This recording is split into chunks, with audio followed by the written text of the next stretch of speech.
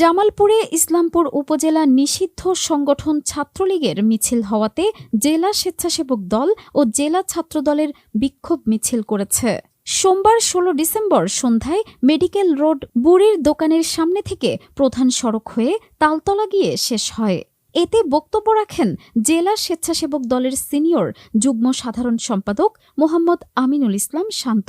জেলা ছাত্রদলের সহসভাপতি রুকনুজ্জামান রুকন। বিক্ষোভ মিছিলে উপস্থিত ছিলেন জেলা স্বেচ্ছাসেবক দলের সিনিয়র যুগ্ম সাধারণ সম্পাদক মোহাম্মদ আমিনুল ইসলাম শান্ত, জেলা ছাত্রদলের সহসভাপতি রুকনুজ্জামান রুকন, জেলা স্বেচ্ছাসেবক দলের বিজ্ঞান ও প্রযুক্তি বিষয়ক সম্পাদক সেতু সরকার, জেলা ছাত্রদলের যুগ্ম সাধারণ সম্পাদক জাহিদ হাসান, ছাত্রদল যুগ্ম সাধারণ সম্পাদক শাহজামাল, শহর ছাত্রদলের যুগ্ম আহ্বায়ক মোহাম্মদ সাগর হোসেন, শহর ছাত্রদলের যুগ্ম সাধারণ সম্পাদক সাবেক সৌরভ ইসলাম বাদশাহ, জেলা মাইক্রোবাস যুগ্ম সাধারণ সম্পাদক শুভ আহমেদ, ক্রীড়া সম্পাদক মশিউর রহমান বাবু, জেলা স্বেচ্ছাসেবক দলের সদস্য সালাউদ্দিন, যুব নেতা আবু হোসেন, জেলা ছাত্রদলের সদস্য রুবেল, জেলা স্বেচ্ছাসেবক দলের সদস্য উজ্জ্বল, ছাত্রদলের সহসভাপতি জালাল উদ্দিন রাসেল, যুগ্ম সাধারণ সম্পাদক শাহিন ইসলাম। এ সময় বিক্ষোভ মিছিলের নেতৃত্ব দেন জেলা স্বেচ্ছাসেবক দলের সিনিয়র